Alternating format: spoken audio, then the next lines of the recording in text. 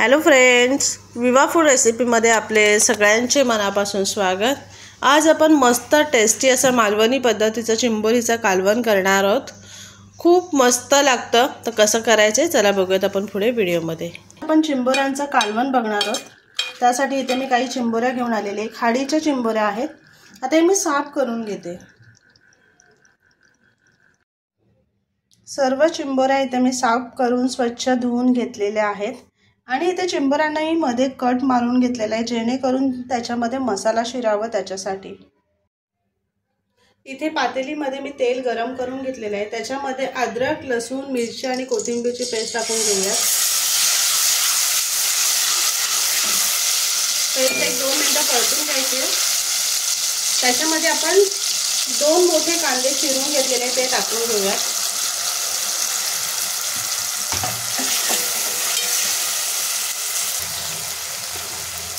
लगेचच आपल्याला 2 टोमॅटो टाकून घ्यायचे। टोमॅटो पण मी 2 टोमॅटो घेतलेले कट करून। आता हे छान सॉफ्ट होईपर्यंत आपल्याला परतून घ्यायचे।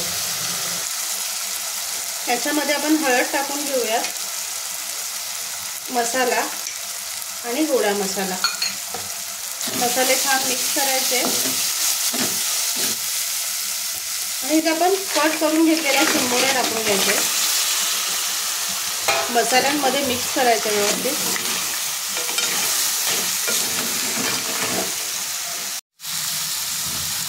त्याच्यामध्ये पाणी टाकून घ्यायचं आणि आपल्याला शिजवायचं।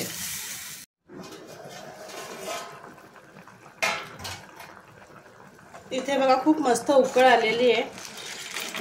आपल्या चिंबोऱ्यांचं कालवण शिजत सुद्धा आलेला आहे। रंग बघा किती मस्त आलेला आहे। आता ह्याच्यामध्ये आपण चवीप्रमाणे मीठ टाकून घेऊया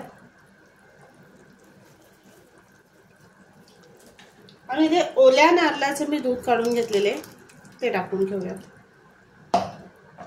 चिंबोरीचा कालवण जर असेल तर त्याला ओला नारळच पाहिजे। खूप मस्त येते चव, त्याला खायला पण खूप मस्त लागतं।